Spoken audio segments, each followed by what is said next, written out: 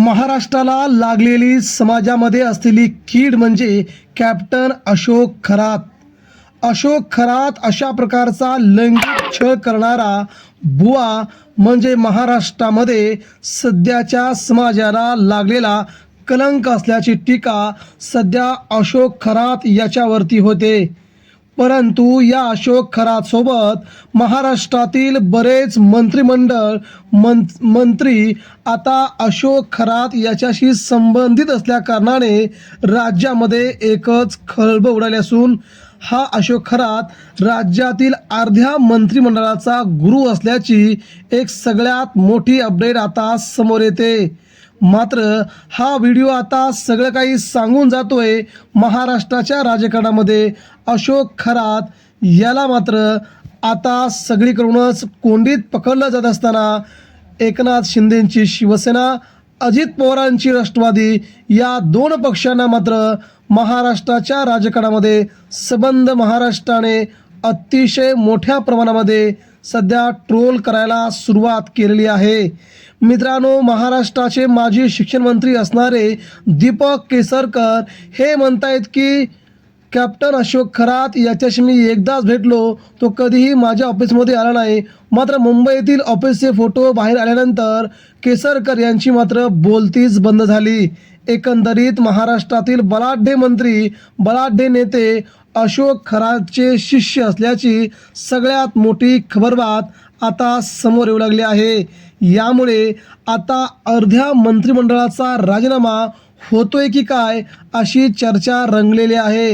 अर्धे मंत्री, अर्धे अधिकारी या सगळ्यामध्ये असतील तर राज्य कोणत्या दिशेने जात आहे हे विचारता कामा नये अशी टीका सध्या केली जात आहे. भारतीय जनता पार्टीचा एकही नेता यामध्ये नाही, परंतु देवेंद्र फडणवीस यांनी बरोबर ही फाईल बाहेर काढली आणि दोन्ही सहकारी पक्षांचे नेते मात्र कामाला लावल्याची चर्चा आहे.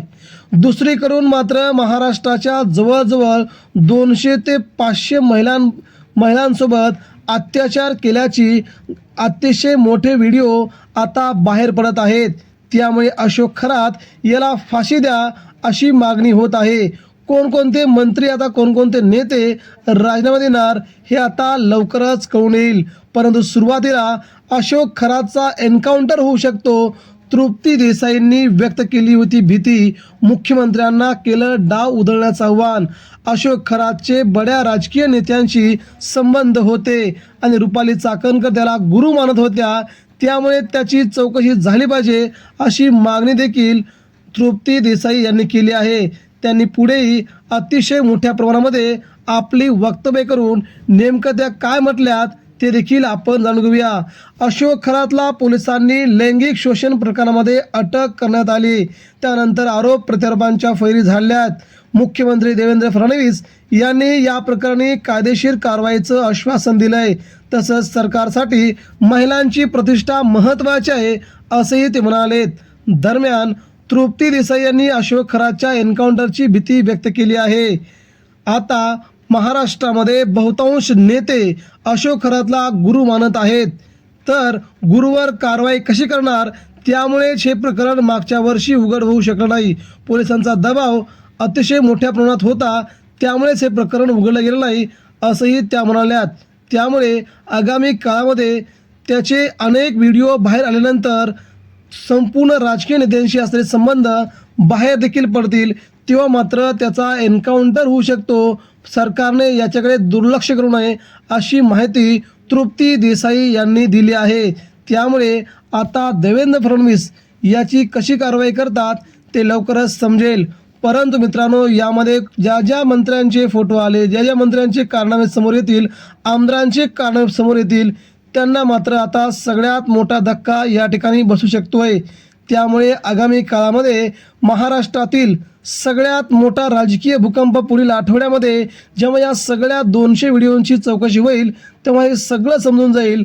आणि आता महाराष्ट्रात कोण कोण अडकतंय, का अख्खं मंत्रिमंडळ अडकतंय की अख्खे अधिकारी अडकत आहेत ते लवकरच समजेल.